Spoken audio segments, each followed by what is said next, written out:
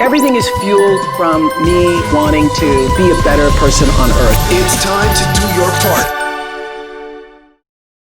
All right, everybody. As always, lots of energy and excitement. Do your part. I, for one, am excited yet again for this guest. We have a young voice. We're talking to 19-year-old Jenna Coburn. You are 19, right? Yes, I am. I better know that, right? You should. How you doing? I'm doing amazing. How are you? I'm great, and I'm just really glad that you're here. Thank you for being here. I'm so excited to be a part of this. I really am. So why are you here? Why are you a part of this?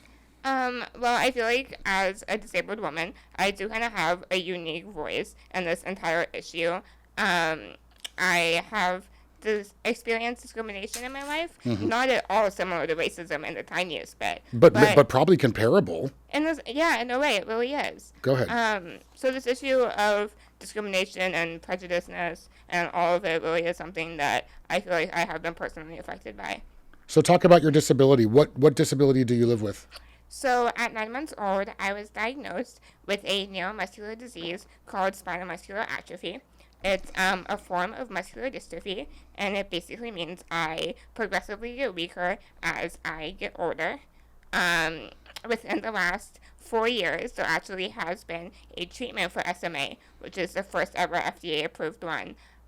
So that has slowed down the progressiveness of my disease a million times. So I really am doing amazing. I love it. And there's like an example, a really tangible example as to how and why you're doing amazing. Yeah. Tell us, for some of the listeners, as far as SMA is concerned, what are some of the things you can and can't do, right? Because we have listeners, right? Yeah. So I can't lift my arms up above my head, so that basically limits me from doing my own hair, feeding myself, getting myself dressed, things like that. As you can see on YouTube right now, I have a full face of makeup on. I do my own makeup. I am able to prop my arms up enough so that I can do my makeup. That's one of my strongest abilities that I do have. Obviously, I love talking. I'm a very talkative person. So that's kind of where I'm at. I do need assistance with most of my daily life. And then as far as everything you can do, that's sky's the limit on that one. You're Basically. You're fully functional otherwise. Those are just some of the things that you can't do or you need help with. Yeah. All right. So some of the things you love, I know, again, you mentioned YouTube viewers can see your gorgeous face right now. You have a pretty big following on Instagram and social media because of your voice. Tell us a bit about your voice and how important it is to use it. And tell us some things you want to talk about. Yeah, so I wouldn't say I have the biggest following. Well, you've got a couple thousand, yeah. Yeah, more than most. I would not at all consider myself a disabled rights activist, but I would love to get there one day. I feel like that is not a title that can be self-proclaimed.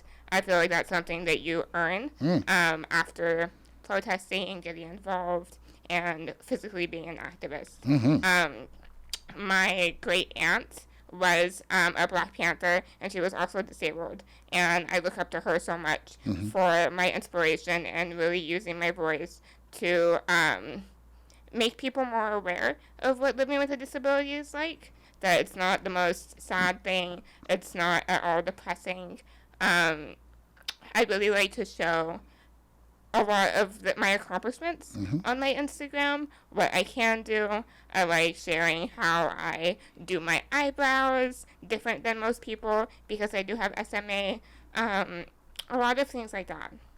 What is the name of you said your great aunt? Yes, my great aunt, her name is Ki'ilu. Ki'ilu Nyasha. Yes. We're going to spell that for the listeners and viewers. Kiilu NyaSha. And she was a huge activist with, you said, Black African American rights, discrimination, civil rights, and ADA. Yeah. All right. So you wanted to talk about Crip Camp. Tell us a bit about this movie and how it affected you and the importance of it. Yeah, so Crip Camp is a Netflix documentary that I believe was endorsed and produced by the Obamas. It basically walks you through how people with disabilities gained their rights, how the 504 was passed, how the Rehabilitation Act was passed. Because rights didn't just come out of nowhere. Absolutely not. So basically what happened was Richard Nixon signed this act called the Rehabilitation Act. And he signed it in 1973, I believe. And he then passed the act along to this man named Joseph, who was the head of the Health, Education, and Welfare. And he needed to sign Section 504 of it. And Section 504 basically stated that if any type of federal institution that received money from the government, so schools, libraries, public transportation, any type of Government buildings. anything, Right. it had to be 100% wheelchair accessible. It needed to have ramps. It needed to have elevators. They needed to offer interpreters for deaf people. They needed to have Braille on bathrooms and elevators and everything. So when Richard Nixon passed that act over to the head of the Health, Education, and Welfare, he read over it, and he was basically like, wow, this is a lot of work, and it's going to take a lot of money. And the act actually sat there for 4 years, unsigned. Just collecting dust. Collecting dust. Just people ignoring it. Yes. It was not an issue to able-bodied people, so it didn't matter to them. So blind people there were no curb cuts for wheelchairs. There was no braille for blind people, no Nothing. interpreters, nothing. Wow. No. Go on. People couldn't get on public transportation. Nothing. So, And this, again, is a big part of what your aunt was standing for. Go ahead. yes. So, after those 4 years, the disabled community basically came together, and they were like, we want it signed by April 5th, 1977, and we want it signed then, immediately. And if you don't sign it, you're going to see what happens. And So- what happened? So it happened. Because we know they didn't sign it. Of course not. Right. That day came and it passed and nothing happened. So a few hundred disabled people, I would say between 200 and 300, they rolled their wheelchairs and walked in to the head administrative office of the Health, Education, and Welfare in San Francisco, and they sat in the hallways. And they said, if you're not going to sign it, we're not going to move. That was, I believe, the longest, most peaceful sit-in in history. It lasted 28 days long. It's a month. Yes. Jeez. So, This is a testament to protesting and how things do pay off. yeah, once you protest, if you really put your heart into it and you stick to it, things will get done. And that's what this shows. So actually, about 3 days into the protest, they started to realize they were running out of food. They didn't have medical supplies. They needed more care attendants for the people because there were quadriplegics. There were people with muscular dystrophy. There were so many people that needed physical care. So one of the protesters, his name was Bradley Lomax, I believe. He was a disabled man in a wheelchair, but he was also a member of the Black Panthers. So he had the idea to call the Black Panthers and say, hey, we really need help. Is this something you'd be interested in helping us with? And they immediately jumped on the opportunity. And every single night since the third day of the protest, they made them hot meals. And when they made them hot meals, they then left them breakfast and lunch for the following day. Wow. They also brought them supplies. They were there to physically help. They did absolutely everything they could throughout the entire protest. And when the Black Panthers were asked, why are you doing this for us? Like, we know your resources are limited. Why do you want to help us? And they basically said, you guys are trying to change and make it equal for everybody. And that is what we are all about. So we will 100% stand behind you. So that's what they did.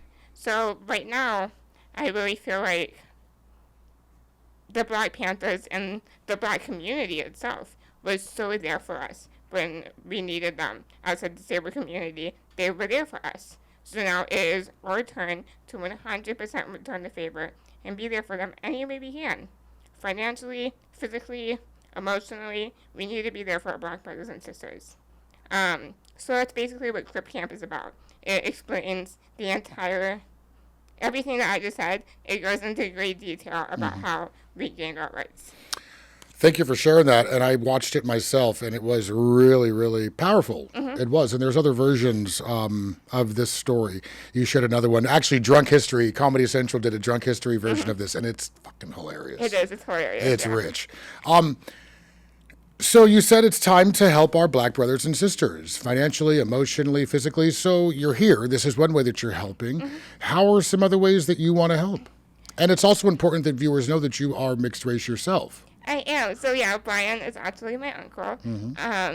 So everyone from my mom's side is Black, and I grew up mainly with my mom's side of my family.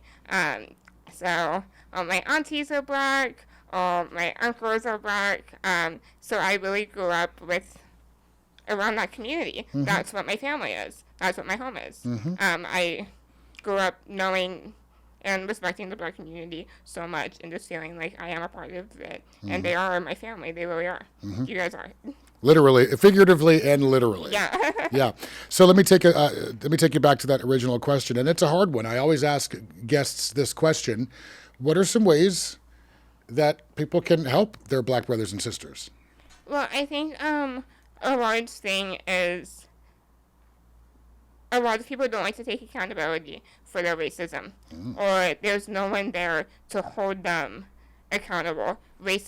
Everyone, I can almost guarantee everyone has a racist family member. You can think of someone that is, if not racist, prejudiced, or just very discriminative against people that aren't like them. And those people will continue to have that mindset and continue to have those really hateful emotions until they're called out for them. So I think as people who fully understand and accept that other people accept that racism is an issue, I feel like it's almost our responsibility to call out other people. Not in necessarily a rude or belittling way, but just to say, hey, let me educate you on this. Let me see if you can gain some understanding about why this is hurtful to other people. It's really important to not see a racist cousin and be like, oh, that's just how she is. Right. No, you need to really have a conversation with them. Don't be afraid to have a conversation with people about how it's okay to change their mindset and it's okay to change their way of thinking. I like that. And again, you kind of came prepared, but that's important. What can people do real time to be able to make some change? So yeah, if you have a racist cousin or somebody prejudiced in your family, instead of just dealing with it, speak up. I love that example.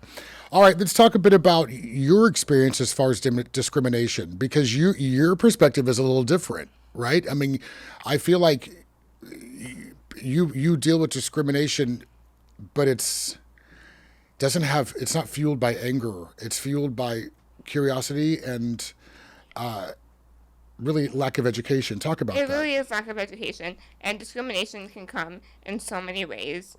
A big thing that Tell us some stories. A big thing that I've recently been struggling with is a lot of able-bodied people see people with disabilities, and they see me with my girlfriend, and they're like, oh, there's absolutely no way that they're together. There's no way that a disabled person would be able to be in a relationship, let alone have a sexuality. So this is important. I have had my girlfriend been like, oh, you have such a great sister. Or me are completely different races. We look nothing alike at all. Right. Just a couple of weeks ago, we were getting Starbucks, and we were sitting there holding hands, and she straight up kissed me on the mouth. And the barista goes, you have such a great friend helping you. Okay, you're visibly not, you're more than a friend visibly. Yes. Wow. And you're pretty outspoken, so what was your response to that? I am. I said, thank you, but she is a lot more than my friend. This is my girlfriend. Sometimes I call her my fiance just to rub it in people's faces a little bit more. But yeah, But more importantly, you speak up for yourself. That's a different example of accountability, right? Because you're holding people accountable in that moment. It really is. I remember one time I was at the grocery store and I was getting out of my car, and I saw a man in a motorcycle park directly on the striped lines where my ramp was. And he was completely ignoring the fact that I had to put my ramp down to get out of my car. And he parked his motorcycle and walked into the grocery store. Like That you were invisible. fueled me with rage. Yeah. I walked up to that man. I said, hey, just to let you know, I'm not sure if you know this, but it's not okay to park in a handicap spot your bike visibly on the lines. That's how I need to get my ramp down so I can get out of the car. And he said, oh, okay, thank you, and turned around. I was like, you want to play like that? No apology. Oh. I walked outside, I took a picture of his license plate number, and I called the police. Wow. Accountability. Accountability, yes. Accountability.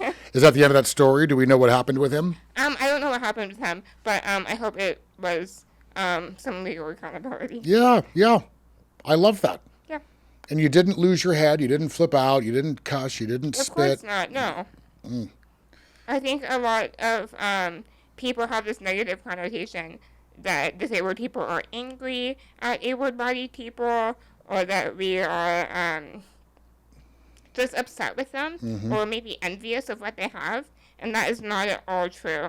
If someone wants to blatantly disrespect me, that's fine, that's your opinion. But it's also my opinion to call the police on something that you're doing illegal. Yeah, yeah. What's the message you have for people who don't quite understand how to engage with people with disabilities? I personally have had my friends come up to me and say, oh, you're not like most disabled people. You're different. You're cool. Okay, so let's start by not saying that. Yes. It's not okay to group people together. There are people that have gotten in car accidents and have lost their ability to walk, and those people may be depressed. That's normal for them to slip into a depression and not understand their new lives. But in me, someone who was born with my disability, I never had this heartbreaking moment where I found out I was disabled. This is something that I always grew up with. This has always been my life. I have an amazing mom who has always taught me to be very, very outspoken from a very young age. So because of that, I feel like you can't group all disabled people together. I'm going to be honest with you. For about the first 13 years of my life, I wanted absolutely no association with the disabled community. Wow. I didn't want to follow disabled people on Instagram. I didn't want to go to disabled events. I didn't want to talk to other disabled people because I didn't want to be, because there was such a negative idea around disabled people, I didn't want to be grouped in with that. Would you say that you had your own underlying prejudice with that for a while? I did. I really did. I had that stereotype in my head that all disabled people were not cool, that they were sad and depressed, and that... Because that's what you saw. That's what you had learned. That's what I experienced for a long time in my life. As I grew up and I became a teenager, I really started to embrace who I was. I started to see other disabled people in my life, and my mind changed about them. I was like, you know what? You're really flipping cool. My best friend, her name is Destiny, she's in a wheelchair as well. That's something that I would have never done as a kid because I don't want that stereotype that, oh, all disabled people are friends. But she's an amazing person, and I wanted to be her friend, and here we are. I met her when I was 13, and we're both 19 now, and we're still friends. I really did have a prejudice towards other disabled people. I didn't want any type of association. I really didn't. This is interesting because I tend to think that everything can be combated or everything can come back to love, and love can pretty much heal everything. So what I'm hearing is that once you kind of came into your own and you started to love you is when that prejudice kind of just lifted? It really was. I started to take a look at myself. I started to love my disability. I started to think, hey, I'm in a wheelchair and other people aren't. That's kind of cool. That's I love teaching other people other things. That's an opportunity for me to teach other people about disability and teach other people that all the stereotypes that they hear are nothing but stereotypes. And as I started to grow up, I started to, again, do my makeup. I started to love myself as a person a lot Express more. yourself. Yeah, express myself. I started to, the more I started to love myself, the more I saw that other people were loving me back. Yeah. And I, Well, they didn't have a choice because it's with that self-love also comes self-respect. yes, 100%. And you don't play. At all. I know that about you. It's not, you're not giving people an option to love you. They have no choice but to love you. Exactly, that's the only option. So, yeah, as I grew to learn myself, I also, I had the desire to meet other disabled people. I had the desire to hear their experiences and share my stories with them and reach out to disabled people on Instagram and get to know their lifestyles and see what works for them and see if I can adapt that into my own life. And then as I became more comfortable with my disability and more embracing and loving it, that grew into me wanting to do activism and me wanting to share what it's like living with a disability and be more involved in the legal aspect of it, of what all rights are, speaking out for myself, going to public buildings and seeing that they're not accessible. Before I was 13, I would have been like, oh, that sucks. But then, Sucks for them. Sucks for them, yeah. But as I grew, I was kind of like, hey, that's against the law. You should do something about that. And you have to adapt to me. I often say that I love being black and gay because it's part of who I am. It's created the challenges that I need to see or meet to make me a better, stronger person. What I'm hearing from you, and correct me if I'm wrong, I don't want to offend anybody, but it's almost like your disability has given you life. It has. It's something It's given you purpose. It has. I don't like to say that my life revolves around my disability at all. I know a lot of disabled people that their lives actually do revolve around their disability. And that's something that I don't necessarily agree with.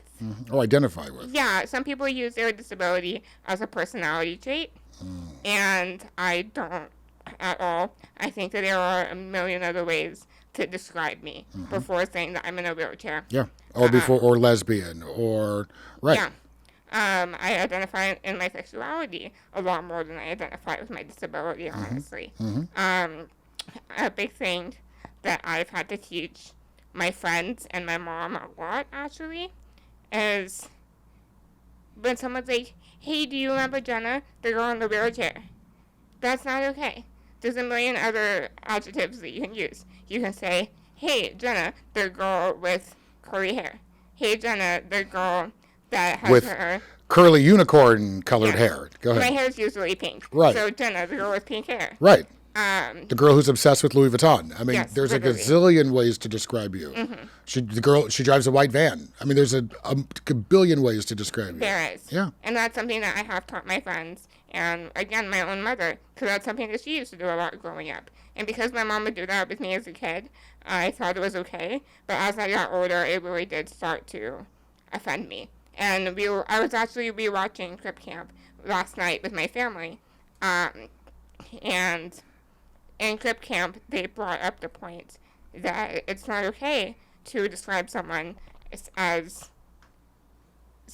a lot of times, when they say I'm getting on the bus or something, and they say, oh, there's a wheelchair getting on the bus. There's not a wheelchair getting on the bus. There's a person who happens to be in a wheelchair getting on the bus. Yeah. And when I was watching that with my mom turned around and she looked at me and she said, I'm so sorry for ever doing that to you. And that meant a lot to me, that my mom was able to take accountability and realize that that was something that was hurtful, that she can grow and not do again in the future. This might be hard for you to talk about, but as far as your mom and as far as discrimination with people with disabilities is concerned, are there more examples of that, or has she always been pretty good about, because I know she defends you, right? So, what's her role as far as how you have to deal with discrimination? So a little bit of a backstory on my mom. She has worked with disabled people her entire life. Before I was born, she was a nurse. In high school, she volunteered with the disabled kids. She has always been around disabled people. So really was ironic and kind of a silent blessing that that my mom is my mom, because I know that there are so many moms out there that won't stand up for their kids, that won't advocate for them, and doctors. I like to think that I matured very fast at a very young age. So I would say for the first 10 years of my life, I saw my mom advocating for me. I saw my mom arguing with doctors for me. Yeah. I saw my mom fighting that I have the fanciest wheelchair possible. We actually, when I was about 4 or 5, and I was living in Jacksonville, Florida, we wanted to get my first power chair. So most kids with SMA get their first power chair at 2.5 or 3. I was 5, and I was still being pushed around. That's not right. It's not. So we went to Shriners Hospital, which is a hospital that helps disabled kids, and we were trying to get me a Promobile wheelchair, which is the top of the line best power chair that you can honestly have. And how the rule kind of goes is if your first wheelchair that you get is top of the line, then when you grow up and you get older and you need new wheelchairs, they would never give you something below that. So my mom was really fighting for me to get this wheelchair, and it kept getting denied by my insurance. They kept saying, she doesn't need a wheelchair that fancy. She doesn't need a wheelchair that coats back. She doesn't need a wheelchair that does any of this. So my mom actually threatened to take Medicaid in the state of Florida to court. Wow. She threatened a lawsuit against them. And as soon as That's big. It is. As soon as my mom threatened the lawsuit, they said, you know what? You can have anything you Whatever you want. Totally. Yes. And your name will now be highlighted in their files forever. Forever. I'm surprised that didn't get national attention. It should have. It was big. And that's a great example of how she has to kind of stand in front of you always, you know? So yeah, I've learned a lot of my activism and having a voice from my mom, because my mom is a very, very outspoken person, and I 100% get that from her. Yeah. I shouldn't say that she always has to be standing in front of you, but she chooses to. I think that's what's nice about you getting older is you need less of that because you do that on your own. Yeah. You know. All right, so let's talk a bit about what it's like in your position and seeing all of this stuff with George Floyd, right? Let's touch on that just a little bit. How does that make you feel? I mean, do you feel like this is something different, new? Is this something that's always been going on? As you get older and you're 19, tell me a bit about what you see and the history of that. So, like I said earlier, I am mixed race, as you said, and all my family is black. The part of town that I grew up in Florida, I wouldn't say it was primarily black, but it was probably 50-50 split. So my entire life grew up thinking black people are friends. They're family. They are my family. There's absolutely nothing different about them than me or any other light-skinned person. Before George Floyd, did you know that this was an issue for your black brothers and sisters? I knew that racism was a really big issue, but I honestly wasn't that educated about racism and police brutality. I didn't necessarily know how serious it was that cops genuinely did target black people so much more than they did white people. So when this whole completely sad George Floyd incident happened, it was enlightening to me, and it really allowed me to educate myself, I guess, on this entire situation and the reality of racism in the police system and how the police really abuse their power and how sad it is that black people are targeted 100% more than anyone who is light-skinned. So after this happened, yes, I did know that racism was a huge issue. Of course I knew that. I knew that there were racist people still in America, which is so sad to even imagine, and it's my point of view, I'm saying, how can you be racist? Like, how can you not love everybody the way that they are? Like, how is that not something that you were just born with? And they were. Yeah. And I really kind of felt that, how do I say this? I think that George Floyd and the entire situation really did just bring a lot of education to me, and how I, as a light-skinned person, am very privileged that I don't walk around scared of the police. And for a lot of black people, that's their everyday reality. Even if they're not doing anything wrong, even if they're just walking on the street, if they see a cop, they most likely are scared. And that's something I never experienced in my life because I am light-skinned privileged. Thank you for that. And it's important that people understand. I mean, for me, I always try to find the silver lining in things, right? My mother's death, 9/11, I mean, you name it. It's just tragedies that happen. It's like, well, what good has come out of this, if anything? And I think part of his legacy is what you've learned and what other people are learning as well. So I've talked to guests, and I will continue to, about the words white privilege. I don't want to harp on it. I don't want to always have to bring it up, but you just mentioned it. What does white privilege mean to you? White privilege, a really good way of explaining it is that when you're born light-skinned or you're born white, you automatically have a leg up in life. You do not have any of the obstacles that a darker person has. You automatically are trusted inside of shopping centers. You are... And this is what I want. I wanted examples. Go ahead. Yeah, when you're light-skinned, you most likely get picked first in games in elementary school. If you are light-skinned, you just don't have fear in your life like a lot of these black people have. It's really sad, but a lot of white people get into higher prestigious colleges more than black people, simply because of their race. And so that means that black people need to try 10 times as hard to meet the standard the white people are already held at, if that makes sense. It makes perfect sense, and it's a proud moment for me to hear you say that. What do you say to any listeners that are rolling their eyes and saying, oh, black people have the same advantages and options and everybody does, you just have to work hard like the rest of us? What do you have to say to people that think that way? That in that moment, you need to take a look at your own privilege. In that moment, you need to say, I am so privileged that I've never been feared for my life. I'm so privileged that I have never once had to try harder. I've always just slid through life easily because I'm white.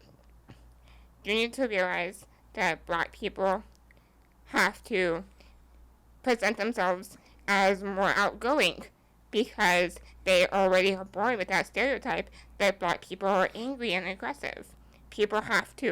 Black people have to alter their personalities to be more, like I said, outgoing, more friendly. They need to be the ones to introduce themselves to people because white people most likely won't walk up to a black person. How do you know all this? Because you're right, but how the hell do you know all this? I've honestly seen it happen with you, my uncle. I've seen it with my other black family members. But also, I mean, it's fascinating that because you're speaking from a black perspective, but as viewers can see, you live something different. Go on. Yeah, so I live a light-skinned life. Mm-hmm. But the reality of this is, like I said, racism is not at all comparable to living with a disability.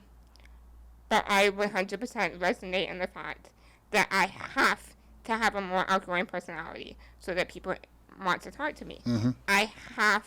I graduated top 4 of my class and a year early. And I did that because I honestly had deep-rooted ableism in myself. And I personally believed you're in a wheelchair, you need to prove to people that you are so much smarter than them. You need to prove to people that you are a hard worker. You need to prove to people that you can do anything an able-bodied person can do, and you can do it better, faster, and top 4 your class. Mm-hmm, mm-hmm.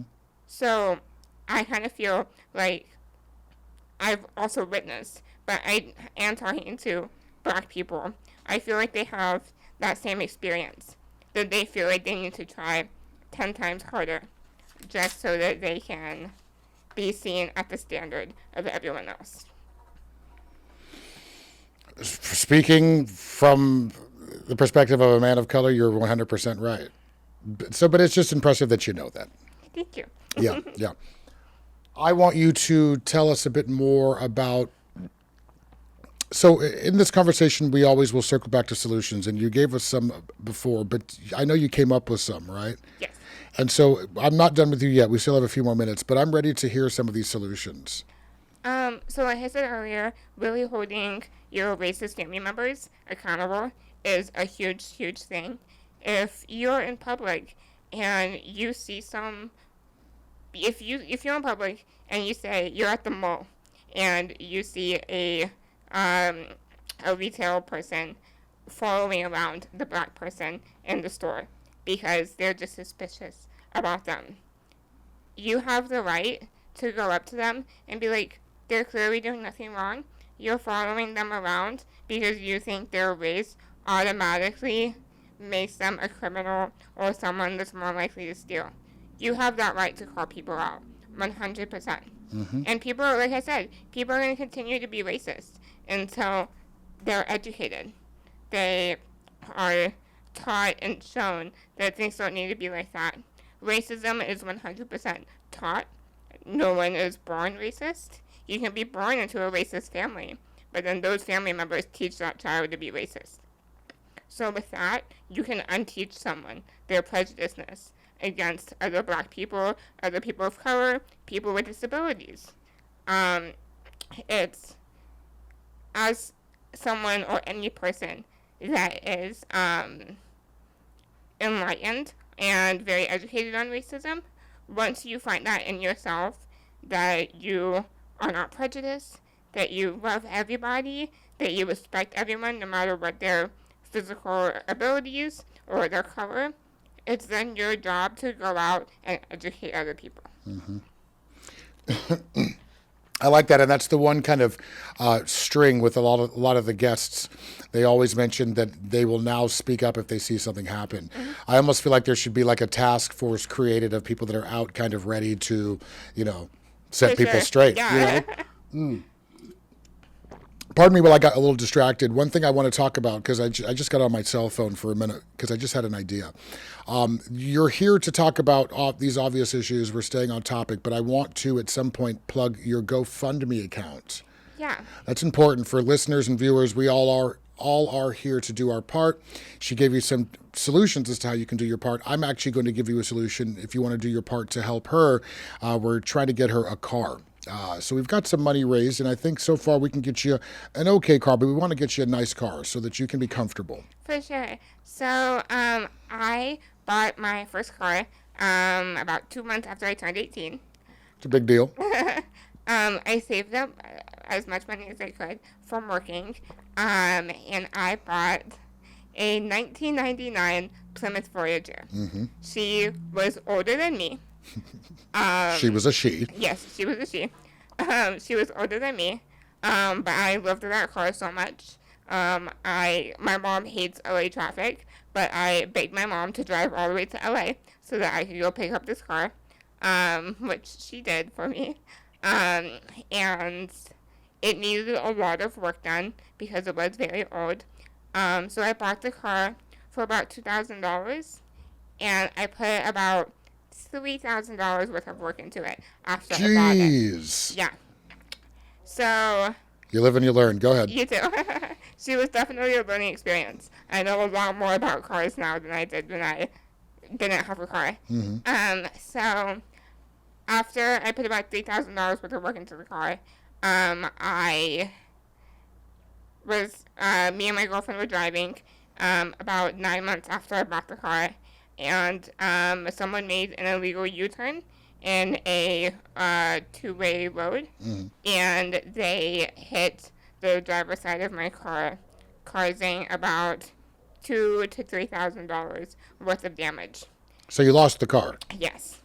So because my car was so old and they weren't taking into account that it was wheelchair accessible, which does increase the value, they just viewed it as a 20-year-old minivan. So they totaled my car, and they gave me a little bit of money for it, but not much. So with that, I started, my uncle and my cousin actually started a GoFundMe for me to help me pay for the expenses of a car.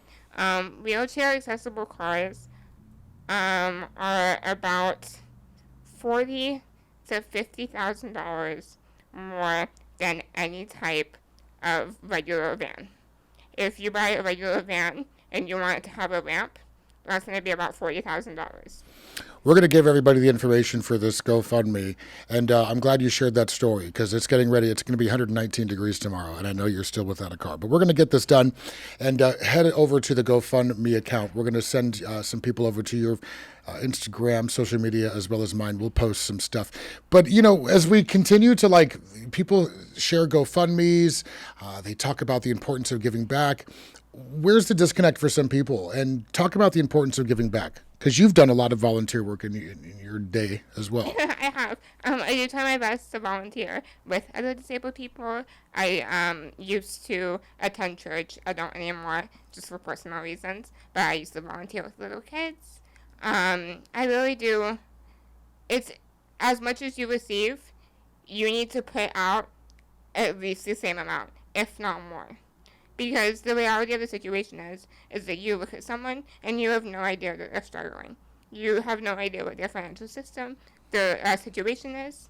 You have genuinely no idea whether they have hot water in their house. Right. You don't know if they're taking the bus every single day. You just look at a person and you're like, oh, they're dressed, her hair is done, she looks fine. But you really don't know what people are going through. And I'm a huge believer in karma. So as much positive energy as you put out, hopefully you will get the same in return. I love it. Karma's real. Golden rule. Yes. I love all of it. So before we wrap up, let's talk about some things you might want to add. We talked about Crip Camp, but I want you to take this opportunity, because this is an interesting, unique platform, if you want people to walk away with one thing, what would it be? I want people to acknowledge if you can't relate to having a black friend or a black brother or sister. Maybe you have a disabled friend. Maybe your mom had a stroke and she's now living on disability. Because your mom's living on disability, she's considered disabled now. And every single disabled person would not have anything that they have if it was not for the Black Panthers. If it was not for the Black Panthers and the black community coming to support us during the 504 sit-in, there's no way we would have been able to do that for 28 days. The disabled community would have given up after a week, because there's no way that they would have been able to physically withstand that. And our black brothers and sisters came and they joined us and they said, hey, you're fighting for equal rights, and that's what we're about. And we're going to stay here and we're going to help you until it gets done. So now we have to do the exact same thing for them.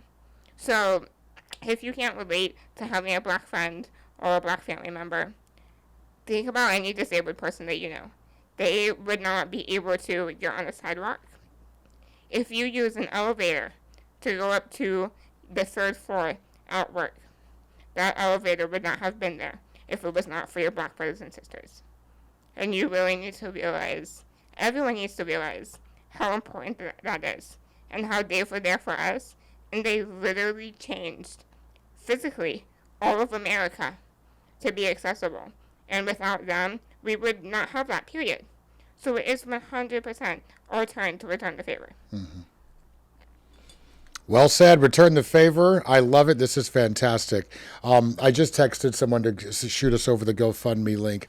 She's looking right now. But I'm just grateful that you're here. This is such a unique, I use that word too often, but just a very different, unique perspective from you. And so thank you for being here. So as she mentioned, she gave you some tangible solutions as to how you can do your part. So create dialogue with folks that are different from you. May they be of a different race or even somebody living with a disability. This is perfect timing. We got the GoFundMe link here. So far, it looks like we've raised $2,600.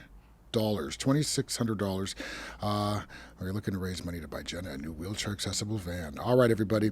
As far as the link is concerned, you're just going to want to go onto GoFundMe.com, and you're going to go ahead and throw a backslash in there, and then the link to the rest of that is going to be, if anybody knows, you can see I'm stretching and trying to buy time here. That is going to be, let's see here. Help-get-Jenna a wheelchair van. Pretty simple. But again, go onto our social media. We'll have all of these links there for you. Do your part any way you can. If you want to give back to us and help Jenna with getting herself a new vehicle, that'd be fantastic. Otherwise, create dialogue with some people, learn more, and share this podcast. Anything else, baby girl? No, the GoFundMe link is actually in my bio of my Instagram. You can follow me on Instagram. It's just my name, Jenna Coburn, and the link is there as well. Wonderful. So JennaCoburn on Instagram. Yes. Wonderful. Follow her and follow us because you already are. So share, if anything. But you know the rules. We love you. We appreciate you. Take care of each other. And we will see you soon.